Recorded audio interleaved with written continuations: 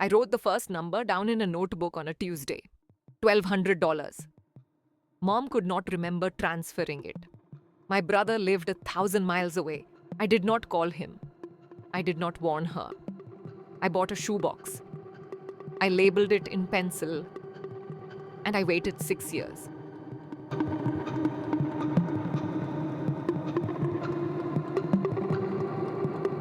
This is the story of $412,000 drained from an Ohio widow over 6 years, by a son with a power of attorney and a Dallas address, and a daughter who watched every withdrawal happen in real time and said nothing.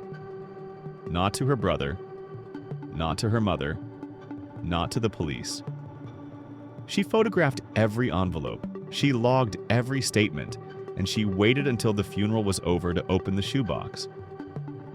This is After the Will.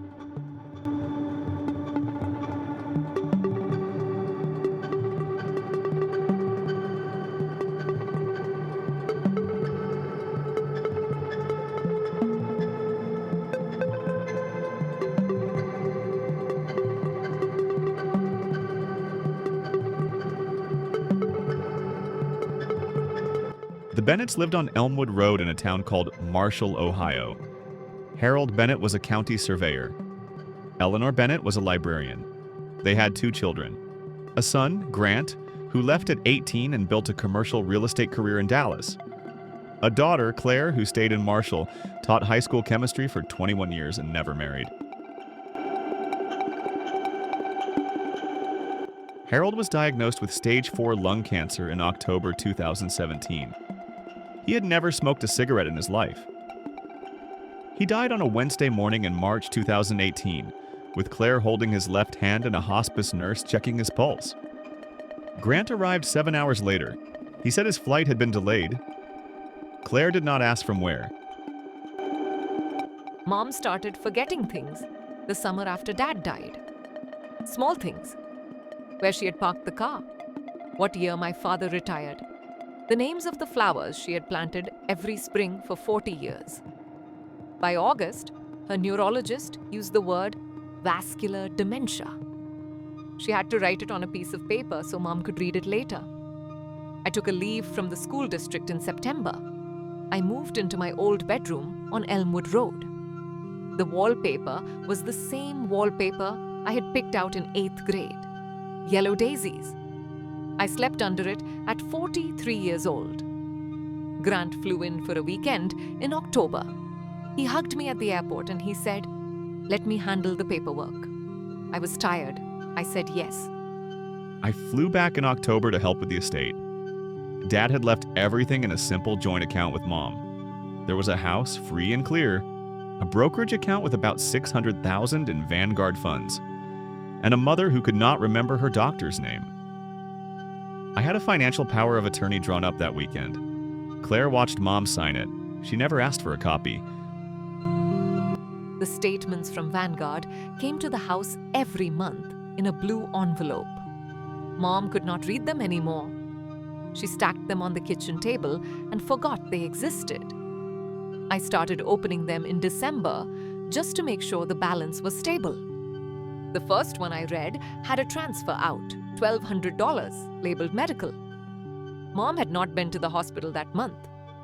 Claire Bennett had been a high school chemistry teacher for 2 decades.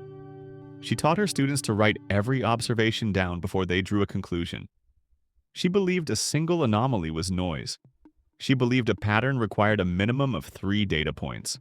That December night at the kitchen table in Marshall, Ohio, she sat down with a spiral notebook and she wrote the first line. December 14, 1200, labeled medical, no visit. The first transfer was for a roof repair on Mom's house. I handled it remotely because Claire was exhausted and my guy in Dallas knew a contractor in Columbus. I moved the money myself. I labeled it medical in the memo because I did not want the IRS to treat it as a gift. That was my first mistake. I did not tell Claire. That was my second. I called Grant on the 15th. He was in a meeting. His assistant said he would call back. He did not. I called again on the 16th. He answered. He said the roof had needed work. He said he had meant to mention it. He said, Sorry, I forgot you had enough on your plate. I thanked him. I hung up. I did not write the call down in my notebook. I did not know yet that I would need to. 3 weeks later, the January statement arrived. Claire opened it at the kitchen table at 6:30 in the morning, before Eleanor was awake.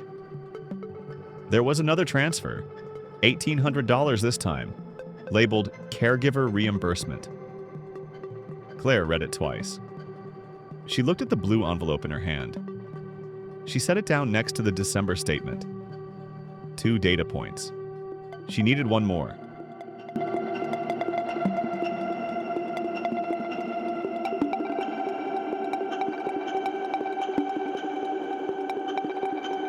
I did not confront him in January. I did not confront him in February. By February 2nd, the third statement arrived. $2,200. Labeled estate maintenance. There was no estate. There was only a house, a dying woman, and a notebook in the drawer under the bread box. I looked at my 3 entries and I understood what I was looking at. It was not a mistake. It was a schedule. On a Saturday in the middle of February, Claire drove 40 miles to a town where nobody knew her name. She walked into a law office above a bakery and she paid $450 in cash for a 1-hour consultation. She did not use her real name. She told the lawyer a hypothetical. If a sibling on a power of attorney was moving small amounts of money out of a parent's account, and she wanted to build a case that would hold up in civil and criminal court 5 years from now, what would she need? The lawyer asked me one question. He said, "Is there any reason you cannot confront him today?" I said yes. I said my mother loves him and she will not last another year. He looked at me for a long time. Then he took out a pad of paper and he wrote a list. Every statement, every envelope, every check with the memo line visible. Photographs of mail with timestamps. A daily journal of the parents' cognitive state. Voicemail transcripts. And a chain of custody that never, ever breaks. Claire drove home that night and stopped at a dollar store on Route 33. She bought a plain cardboard shoebox, a pack of acid-free sleeves, and a box of blue ballpoint pens. She drove home. She climbed the attic stairs. She placed the shoebox on a rafter above the furnace vent, where no one went in winter. On the lid, in pencil, she wrote 4 words. For the court. February. 97% of elder financial exploitation cases are never reported. Of the 3% that reach a law enforcement desk, roughly 1 in 12 results in a conviction. The single most common reason a case falls apart is that the family member who noticed the theft waited too long, confronted too soon, or threw away the envelope. I have spent 18 years reviewing these files. I had never, in my career, seen a caretaker do what Claire Bennett did, until the day the estate attorney called me.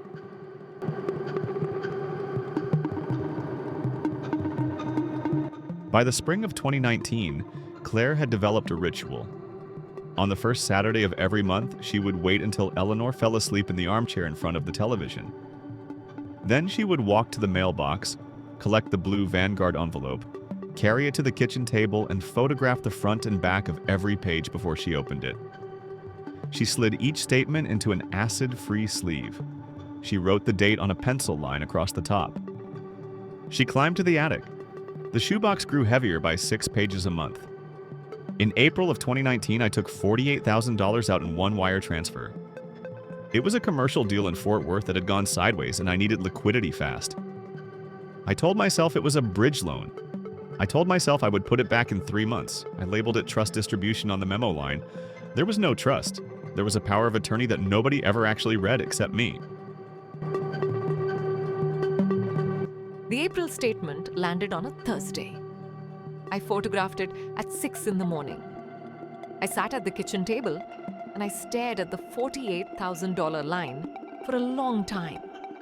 I did not cry. I wrote it down in my notebook in block capitals. 48,000. Labeled trust distribution. No trust.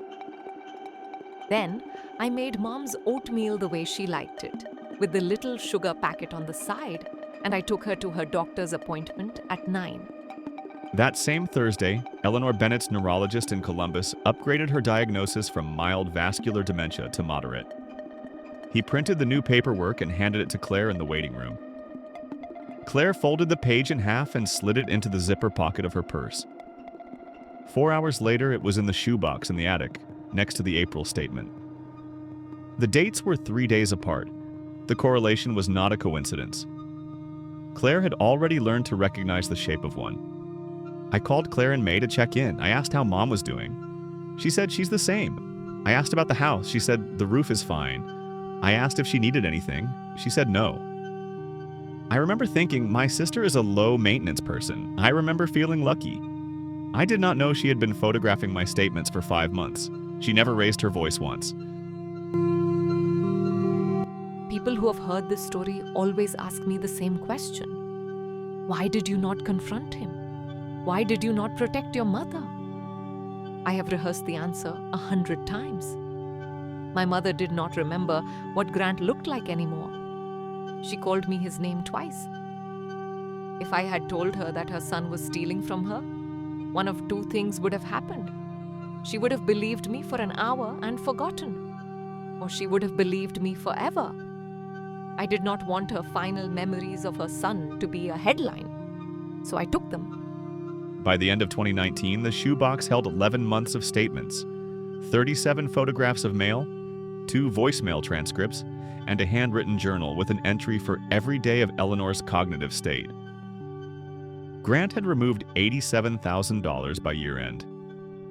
None of it had gone to Eleanor's care. Claire paid the utilities from her own teaching pension.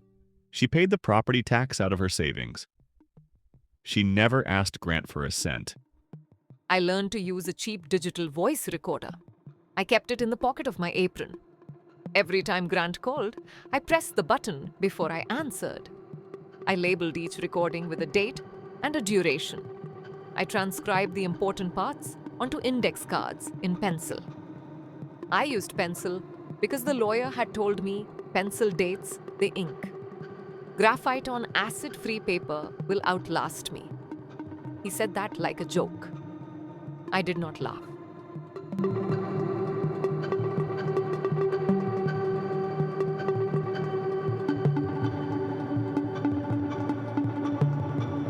"2020 came. The pandemic came. The nursing home Grant had been discussing with Claire on quarterly calls became, for 2 long years, impossible.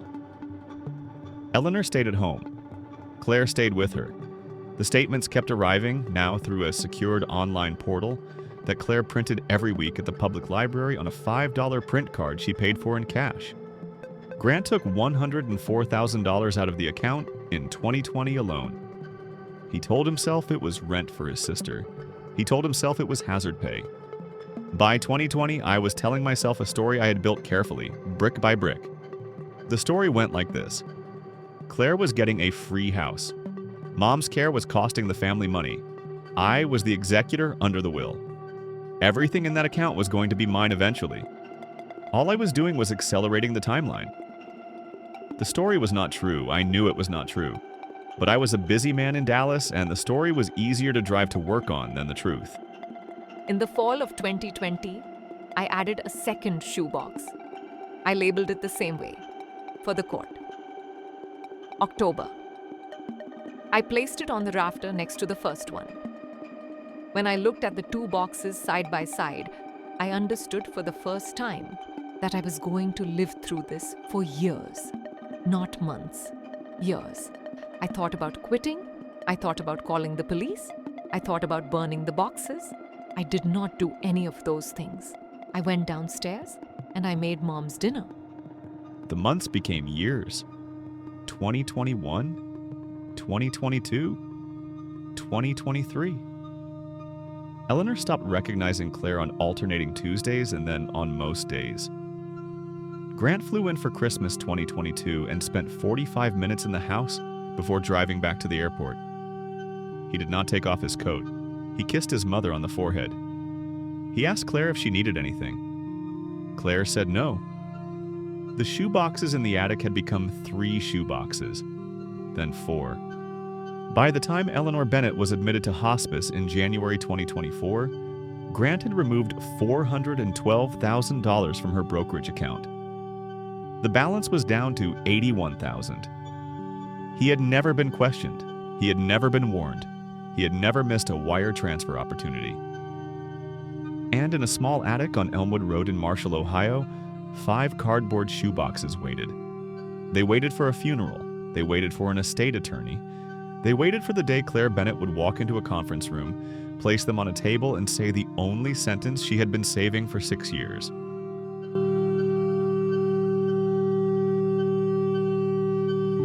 Eleanor Bennett died on a Sunday morning in February 2024 at the hospice house on Route 22. Claire was in the chair beside her bed. The nurse later said Eleanor had squeezed Claire's hand twice before she went. Claire did not know whether her mother had known her name at the end. She decided to believe that she had. She drove home alone at noon, made a cup of tea she did not drink, and called Grant from the kitchen table. I kept the phone call short. I said, "Grant, Mom died this morning. The funeral is Saturday at Grace Methodist." He was quiet for about 9 seconds. I timed it with my wristwatch. Then he said, "Claire, I am so sorry, I will be there." And I said, "Thank you." And I hung up. That was the last conversation I ever had with my brother, in which neither of us was lying. I flew in on a Friday afternoon. I bought a new black suit in Dallas on Thursday because my old one did not fit anymore. My wife offered to come. I told her to stay with the kids. I wanted to handle the estate quickly.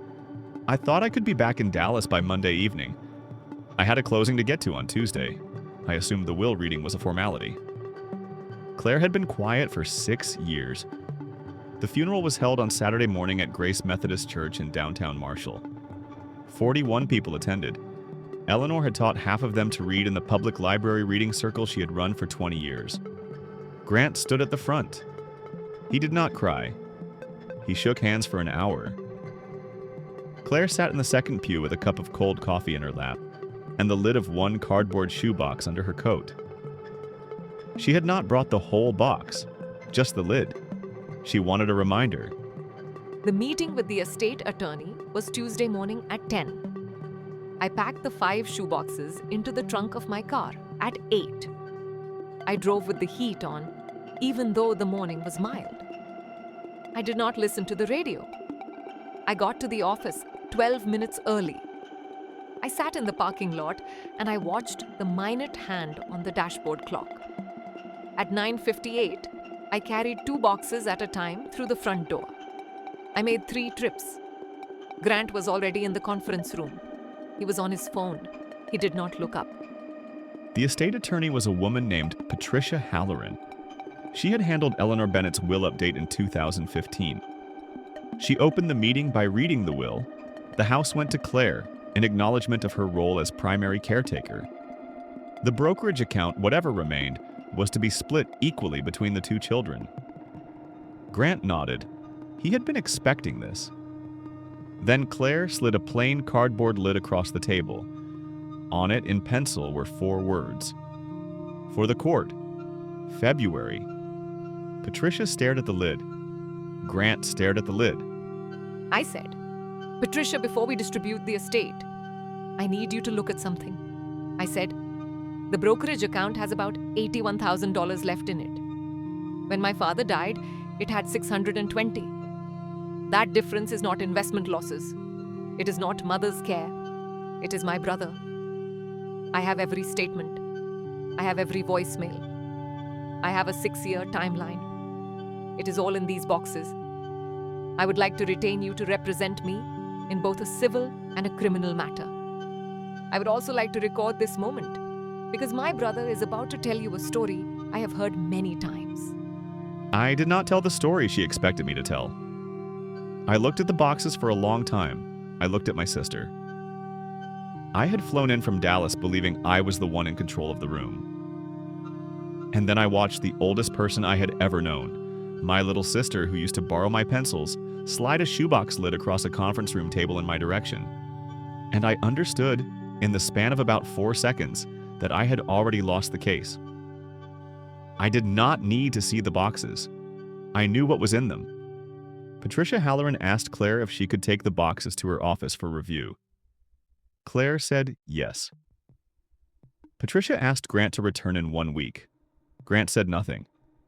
He stood up, picked up his coat, and walked out of the conference room without looking at his sister. He flew back to Dallas that afternoon. He did not return the following week. He hired his own attorney instead. Patricia Halloran called a forensic accountant named Linda Okafor at 4:30 that same afternoon. Patricia and I had worked 3 elder fraud cases together in the previous decade. She said, "Linda, you have to see this. You have to come to my office tomorrow morning and sit down at a conference table because I cannot describe it over the phone." I went the next morning. What I saw was not a shoebox. It was 5 shoeboxes, each one labeled in pencil with a date range. Inside each box, every statement was in an acid-free sleeve. Every envelope was photographed front and back with a timestamp. Every phone call was transcribed onto a 4x6 index card. I stopped counting at 40 hours of documentation.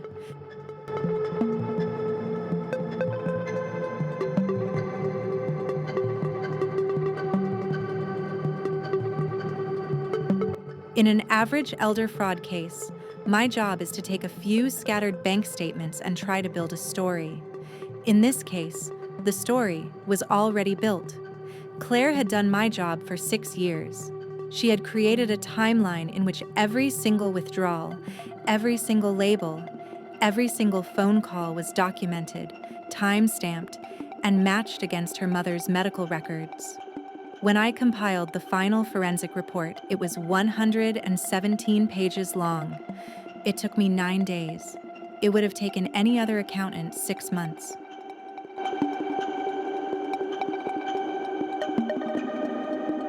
The civil complaint was filed in the Marshall County Court of Common Pleas on March 12, 2024. It ran 72 pages. Patricia Halloran attached Linda Okafor's forensic report as a single exhibit. The criminal charges followed in April: felony theft from an elderly person, breach of fiduciary duty, misuse of power of attorney. Grant's Dallas attorney filed for a motion to dismiss the civil case on the grounds that the plaintiff had waited too long to raise her claims. The judge denied the motion in a 2-page ruling. He cited the Ohio statute of limitations on fiduciary fraud. It is 3 years from discovery, not from commission. I testified for 2 full days in the civil trial. The defense cross-examined me for almost 4 hours. They tried to argue that the memo labels on the wire transfers proved an innocent caretaker relationship. I walked the jury through 47 specific transfers and explained why each label was not consistent with the underlying medical records. The defense ran out of questions at 3:27 in the afternoon on the second day. I remember the time because the courtroom clock had a loud second hand. My attorney wanted me to take the stand. I refused. He asked me why. I told him I could not sit in a box and explain the memo line trust distribution to a jury with straight eyes. He said, "Grant, we can win this." I said, "No, we cannot."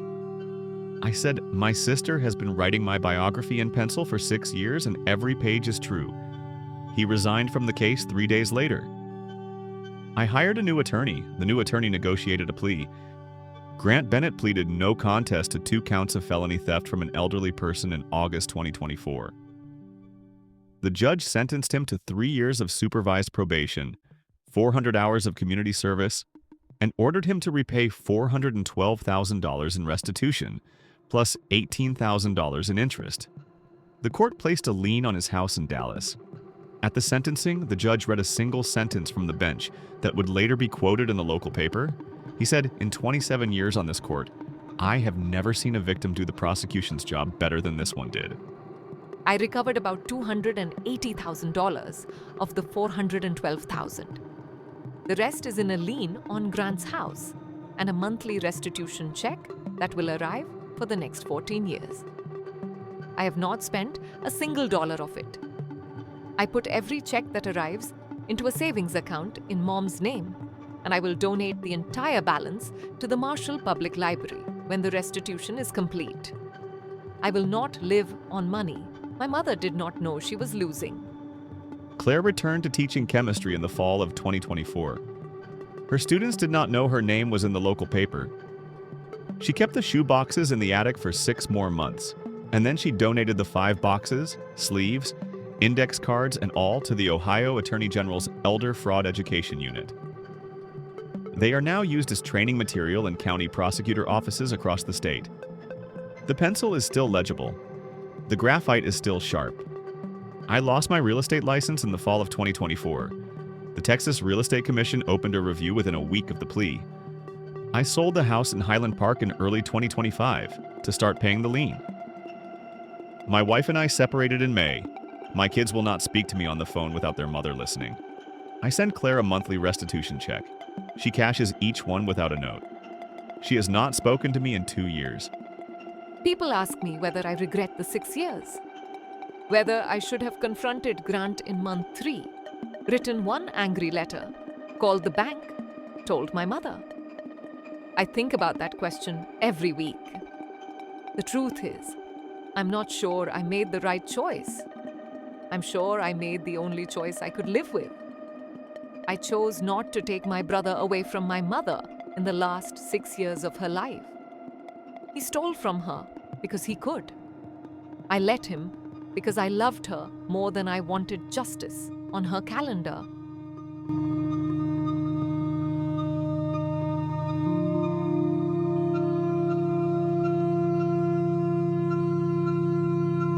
I have worked on 41 elder financial exploitation cases in my career.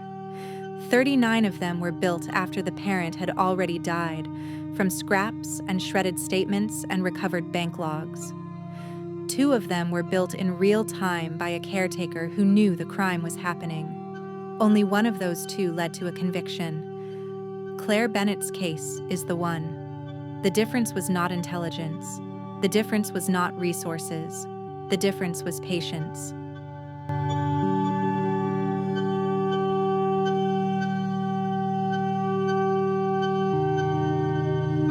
The question the Bennett case leaves me with is not about the law.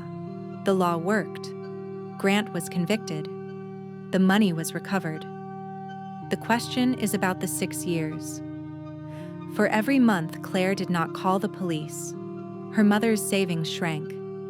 For every month Claire did not warn her mother, Eleanor lived in a world where her son still loved her. Claire made a trade. She traded a faster recovery for a softer ending. She did it quietly, for 6 years, in pencil. And I do not know whether that makes her the hero of this story, or a woman the law forced into an impossible corner. Maybe both. Did the law fail before she did? Did she protect her mother or leave her undefended? Did she build a case? Or did she build a grave for her brother, one pencil line at a time? Tell me what you think. Tell me in the comments.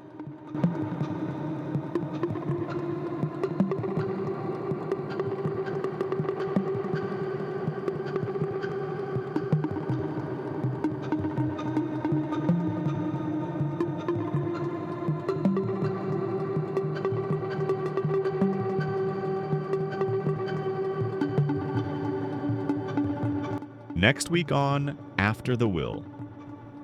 A Wyoming rancher dies leaving a single handwritten letter inside a safe deposit box at the Laramie National Bank. The letter names a woman nobody in the family has ever met. She arrives at the funeral in a borrowed car with a copy of a birth certificate that does not match any story the Halstead children were ever told.